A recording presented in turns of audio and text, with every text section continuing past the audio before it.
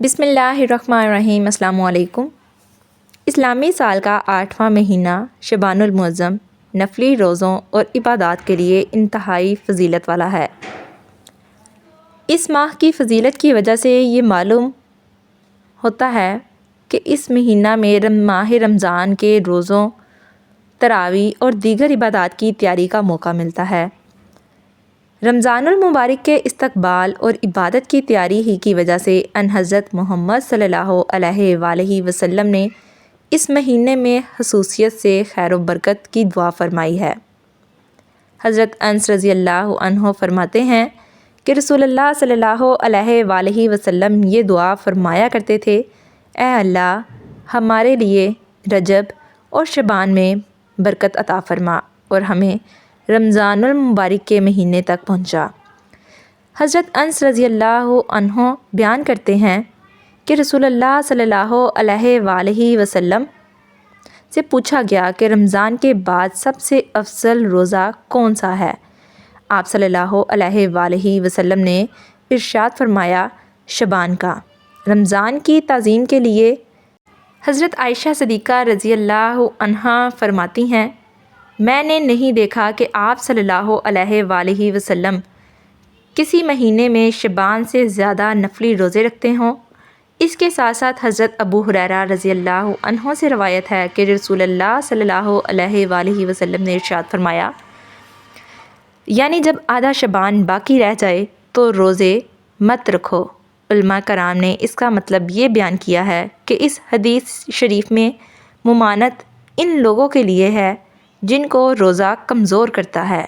ایسے لوگوں کو یہ حکم دیا گیا کہ نصف شعبان کے بعد روزے مت رکھو بلکہ کھاؤ پیو اور طاقت حاصل کرو تاکہ رمضان المبارک کے روزے قوت کے ساتھ رکھے جا سکیں اور تراویح و دیگر عبادات نشاط کے ساتھ انجام دی جا سکیں، جبکہ امت میں ایسے لوگ جو کہ طاقت رکھتے ہیں اور شعبان المعظم کے نفلی روزے ان کو کمزور نہیں کرتے، وہ نصف شعبان کے بعد بھی نفلی روزے رکھ سکتے ہیں۔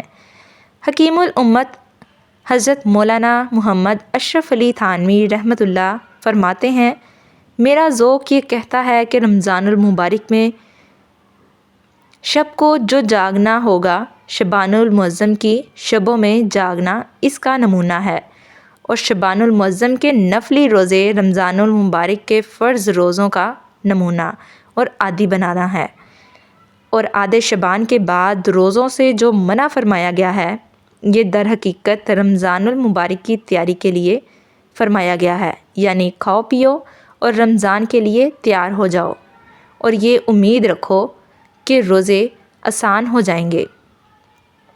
حضرت عائشہ صدیقہ رضی اللہ تعالی عنہ فرماتی ہیں: میں نے ایک رات نبی کریم صلی اللہ علیہ وآلہ وسلم کو اپنے بستر پر نہ پایا تو میں آپ صلی اللہ علیہ وآلہ وسلم کو تلاش کرنے کی غرض میں نکلی۔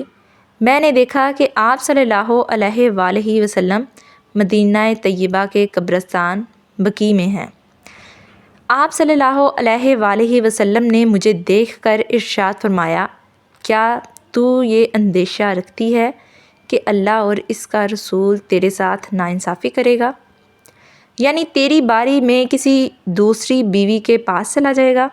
میں نے عرض کیا کہ یا رسول اللہ صلی اللہ علیہ وآلہ وسلم، مجھے یہ خیال ہوا کہ آپ اپنی کسی دوسری بیوی کے پاس تشریف لے گئے ہوں گے۔ آپ صلی اللہ علیہ وآلہ وسلم نے ارشاد فرمایا: اللہ تعالیٰ شعبان کی 15ویں شب میں آسمان دنیا پر نزول فرماتے ہیں اور قبیلہ بنو کلب کی بکریوں کے بالوں سے زیادہ لوگوں کی مغفرت فرماتے ہیں۔ قبیلہ بنو کلب عرب کا ایک مشہور قبیلہ تھا جس کے پاس عرب کے تمام قبائل سے زیادہ بکریاں تھیں۔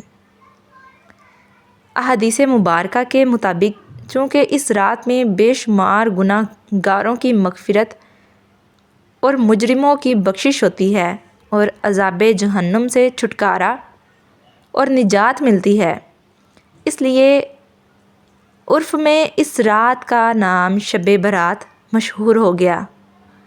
البتہ حدیث شریف میں اس رات کا کوئی مخصوص نام نہیں آیا، بلکہ لیل النصف من شعبان یعنی شعبان کی درمیانی شب کہہ کر اس کی فضیلت بیان کی گئی ہے۔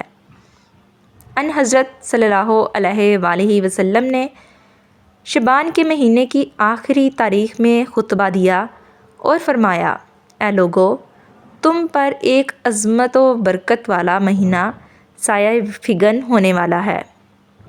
پھر آپ صلی اللہ علیہ وآلہ وسلم نے شب قدر، تراویح، مغفرت باری تعالیٰ اور رمضان میں اہتمام سے کیے جانے والے خصوصی اعمال کا تذکرہ فرمایا۔ بارگاہ الہی میں دعا ہے کہ اللہ رب العزت ہمیں اس ماہ مبارک میں زیادہ سے زیادہ عبادت کرنے والا بنائے اور رمضان المبارک کے استقبال و عبادات کے لیے تیاری کی توفیق عطا فرمائے، جو کہ ہمارے گناہوں کی مغفرت اور اللہ تعالیٰ کی خوشنودی کا ذریعہ بنے۔ آمین ثم آمین۔ اللہ تعالیٰ تمام مسلمانوں کو اس بابرکت شب سے زیادہ فائدہ حاصل کرنے کی توفیق عطا فرمائے۔ دعاؤں میں یاد رکھیے گا۔ امید ہے آپ کو یہ ویڈیو پسند آئی ہوگی۔ ویڈیو کو لائک، شیئر اور چینل کو سبسکرائب کرنا مت بھولیے۔ تو ملتے ہیں نیکسٹ ایسی ہی ویڈیو میں، تب تک کے لیے اللہ حافظ۔